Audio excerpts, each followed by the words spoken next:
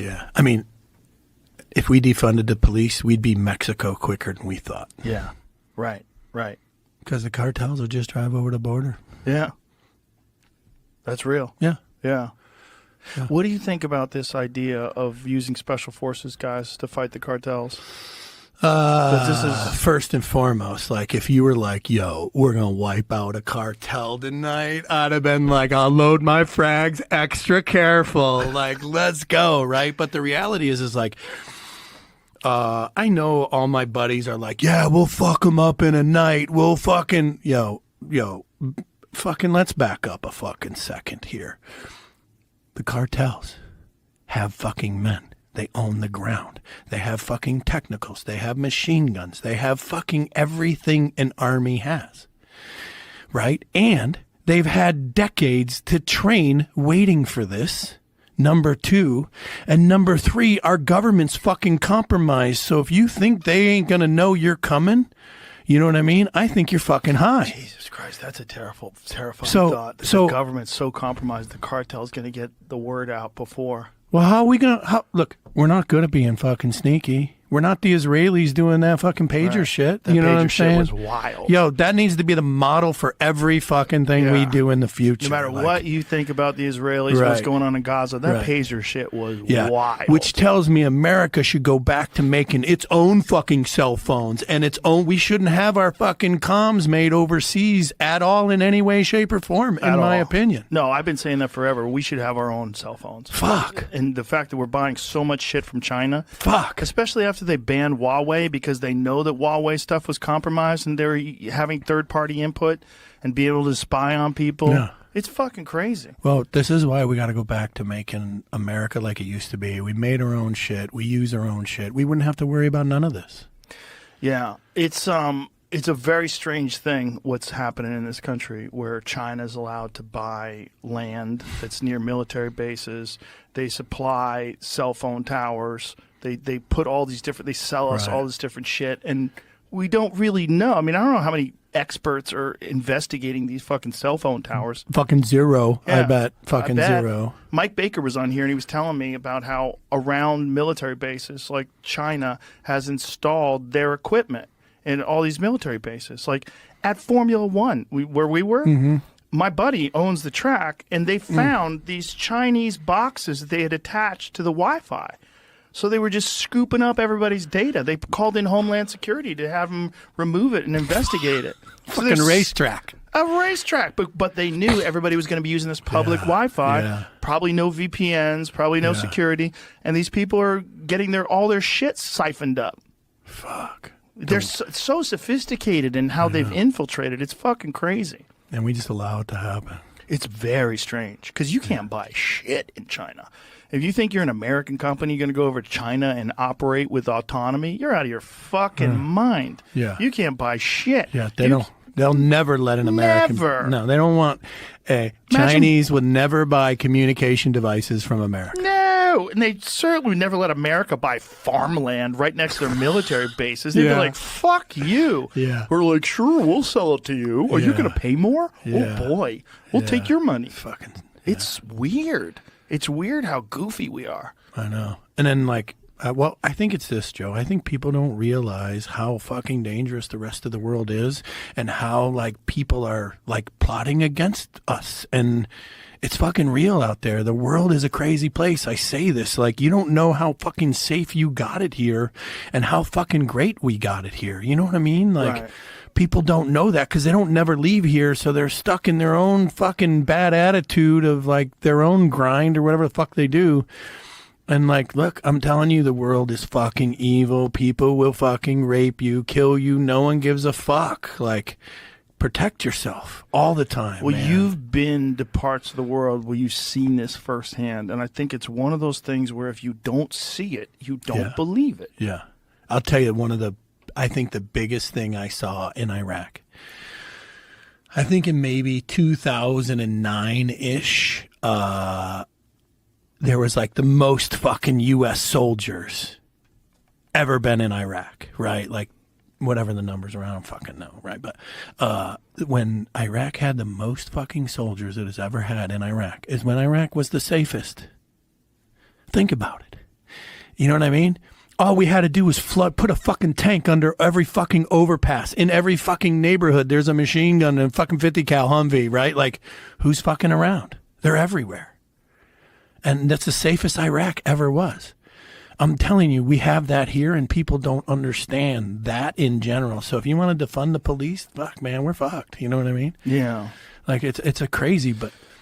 You know, do you know Evan Hafer? Yes. Yeah, Evan was, we were in elk camp, and he was explaining some of the shit that he saw when he went from Iraq to Afghanistan. Yeah. And it just, he's like, Afghanistan is so fucked that you can't even comprehend it until you're there. Yeah. He goes, once you're there and you see it and you understand it, you become so cynical.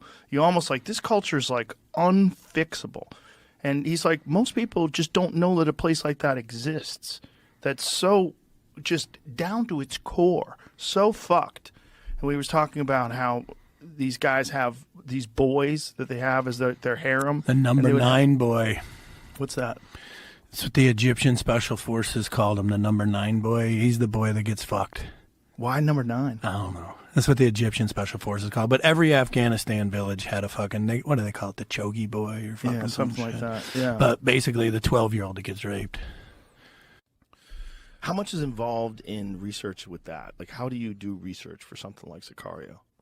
I did a lot of research for Sicario. How did you... I was able to talk to some people on the inside of different things. Whoa. Yeah. Whoa. That must be heavy. Yeah. And to be honest, of a lot of the things that I uncovered, I didn't uncover them, but they were shown to me. Like, there's a Sicario is the PG version of what it could have been. Holy shit. As barbaric as that is, and how we were shielded from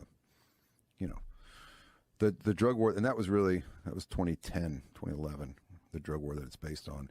More people died in the 5 years around that than died in Vietnam. Holy shit. Holy shit. Yeah. That's the wildest one. The wildest one that we're dealing with, like when you talk about major problems that this country has. Sure, we have immigration problems. Sure, we got a lot of problems. But one of the wildest ones is the amount of people that die from fentanyl overdoses every year. So doing research, I discovered, I was trying to figure out what are just to have a perspective on the scale of revenue generating industries. Like, and it started with oil. Like, how much money do oil companies make? And if you look at the top 10 revenue generating industries, it's up there at like 5 or 6 or 7 or 8 somewhere. It's not as high as I thought it would be. Pharmaceuticals sit there at like 3.2 trillion a year in revenue. Illegal drugs are estimated at 3.3 trillion. And we talk about big pharma as this fucking monster. Think about the fact that illegal drug trade is bigger than big pharma. Holy shit. Wow. I had no idea. Yeah. Holy shit. Bigger. Yeah. And all funded because it's illegal.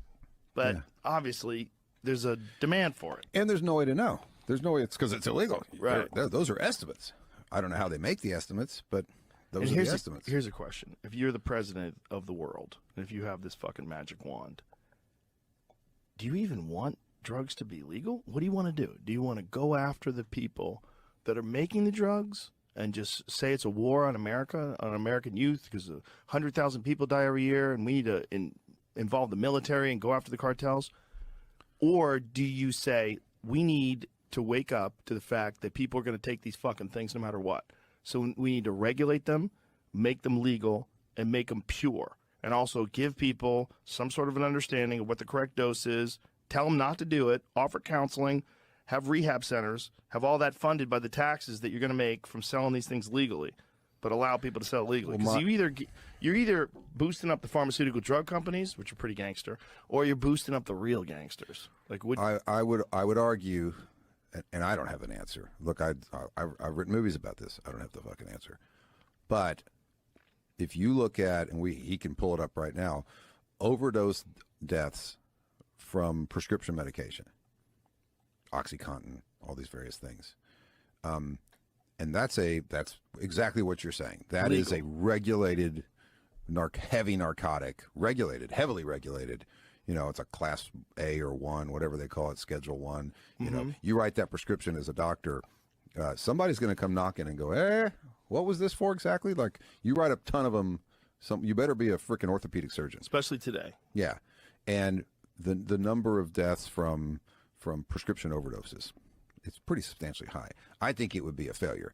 I don't think it would work. I don't know what we do. I think that, and I talked about it in Sicario, where he says, look, until we can figure out a way to convince 20% of the population not to smoke and snort this shit, a measure of control is the best we can hope for. Right. Yeah, if you made it legal, for sure there would be people, this is the argument against it. If you made it legal, for sure there would be people that try it that wouldn't ordinarily try it, but they try it because it's legal. Yeah. Like when Elon was on my show and he smoked weed with me, one of the things he said, oh, it is legal, huh? Like, yeah, it's legal here, bro. And we smoked weed together. But he said it's legal. And so he felt like he could do it. Yeah. Like, I'll try it. How many kids would do heroin if it became legal? How many kids would do coke? Yeah. How many impressionable people that wouldn't do something illegal will now do something because it is legal? And how many generations does it take before we figure out how to stop And I that guess from the happening? question would be, could they make a heroin light? Could they make like a Miller Lite? Like a cocaine light? Because if you've ever watched one of those shows about how they make cocaine, you're never doing cocaine. Well, we had Mariana Van Zeller, who has that show. What is that show called? Excuse me? Trafficked. And she was embedded in this drug-producing lab in, was it Costa Rica? Where was it? Colombia? I think it was Colombia. Peru or Colombia. She was in there with these people while they're making cocaine, and they let her document everything. And she even walked out with them when they were hiking it out as mules on their back. She took the trek with them.